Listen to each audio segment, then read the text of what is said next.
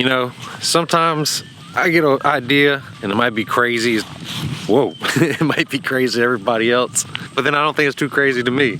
And I'm not too sure if it's something I should follow up on or move past it. Well, my newest crazy idea is I just bought my first major glamping site. As you can see, I bought 10 acres. I'm near Livingston, Texas, which is the biggest man-made lake in Texas, Lake Livingston. I'm gonna talk to you about what you need to start your glamping site.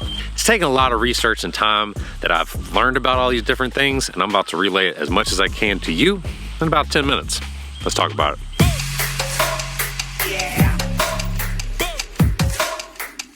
Nice flipping choice. We've got 5 different things you need to know about, and there's 3 different levels that you can achieve it at. Sounds better. Let's get into it. So the first major thing is what kind of shelter you're going to actually build. This is probably the most obvious because this is probably what you've been racking your brain about. Level 1 would be something like a teepee, something that it would definitely be a temporary structure. You're not going to need a permit to build. Most likely, don't take my word about it. Always ask your permitting department for wherever you're at. But if you're out in where you're actually building a glamping site, I'm going to assume you probably got a little bit of land and you're probably out a little bit rural. And there's probably not going to be a big deal about you having a TP that is a temporary structure, but you're going to have to not have a lot of utilities going forward with that. That would be level 1. Level 2 would be something more like a geodome, a super non-luxurious geodome, more kind of basic, maybe like an RV trailer, something very mid-level. This would be a different type of shelter. It still would provide an experience for people, but it's not going to be anything that is going to absolutely break the bank up front. You probably can get it settled up for under $50,000, I would say, depending on whatever we're talking about. And then level 3 would be an extremely high-end geodome, extremely high-end yurt with a ton of luxury finishes on the inside. Something like a tree house, which would be probably the most expensive, but also can rake in the most money annually. These type of things are like the highest level you can get to within your shelter. Figure out what kind of experience you want to apply, what budget you're at, and start doing some research somewhere in that level to move on to the next step, which would be number 2, electrical. Now, you're going to need some type of electrical most likely out on the land, unless you want it super, super off-grid, which is what we'll call level number 1. Completely off-grid, no electricity, sticks and wood, and you use some small lanterns. And there's a couple other things you can figure out there. But if you're trying to do glamping, I would automatically go to level 2, which would be some type of solar. It can be kind of rudimentary. I don't know. It can be kind of basic, but it definitely would. It might even take a little more than just actually being at level 3, which would be connecting to the electrical grid that is in the city near you. This is why I recommend buying a land with some type of house already on it. But basically, this is when you get a loan for having a house with land around it that can help build your glamping sites. This will already have electric most likely to it.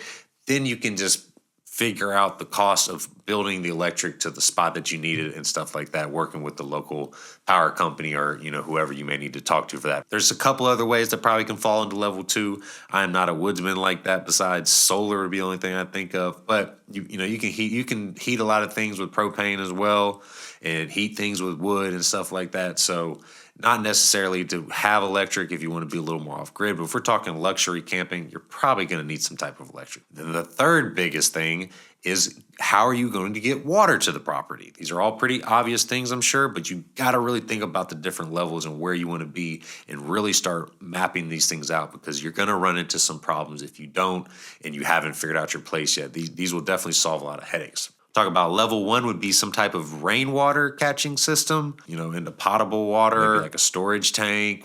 That would be level 1, very, very basic stuff. You wouldn't need to be connected to any type of grid. This level 1 is pretty much all off-grid activities. Not anything I'm an expert in. There's people out there that really make really good and interesting videos that I did some research on. Then we can go to level 2, which would be digging some type of well. Obviously, it can get way more expensive if you get a professional well. I'm getting one built on my property now, even though I already have one for this house. I'm getting an extra one now built to supply to my glamping sites that I'm building, and it's running about $10,000 for a well now. You also can build a much smaller well. It could be even more basic. I'm not a well expert like that. I would just pay an expert to get the permit and do all that if you're asking my opinion, but everybody's different. And then level 3 would be being able to connect to some type of city water where you're close enough to do it. Then number 4 is you're going to need some type of way to get rid of waste. Level 1 would be completely outhouse, very, very DIY. You can leave it up to imagination on that. Level 2 would be some type of dry toilet with wood pellets in it. Eco toilets. Basically, these are about $1,000. Pros and cons of this as well, but this is more like middle level. That'll probably save you some money. And then level 3 would be some type of septic tank, which is another thing I'm having built on the property right now as well. I have a septic on this house. That's about $5,000. Could range up to about $10,000 depending on the type and different things like that. Don't know if I'm gonna make a whole video about septic tanks, but if you have any questions, leave it in the comment and I'll answer some of the things that I know. But there's quite a bit of information out there. But this will be able to help people go number 1, number 2, and not bother you. Let's go to number 5. I really believe that you need to be by some vicinity of civilization. Some people get as far away as they can from every single person, and that's fine. But that also begins to make everything in your life way, way harder. Obviously, you're trying to provide the experience, and so you want to get a little bit away from it. But when you start getting an hour or 2 away from everything around you that you might need, you're dealing with, if you need a medical issue, you're gonna have a hard time getting help out there. If you need to make a run to a store for anything important for your guest, getting even cleaners and handymen and all that, finding them is gonna be way tougher.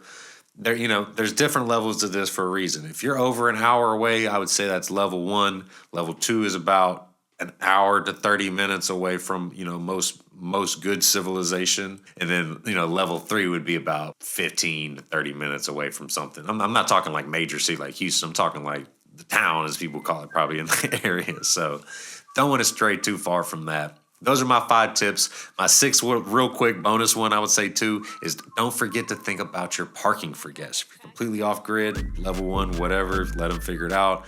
But everybody's going to always travel in some type of cars. Don't make them go through hell trying to make it to your property. Give them a pretty easy parking spot. And remember, they're going to have to carry stuff back and forth. So you don't want them completely far away. And if so, you need to give them an option to get over there. I'm kind of figuring that out logistically myself, but I have some good options. So I knew I just wanted to throw that in there. These are the major things you need to be looking for when you're building your glamping site. Start with these. Figure it out. Let me know in the comments below if you have any questions, and let's figure out this journey together. That's all, folks.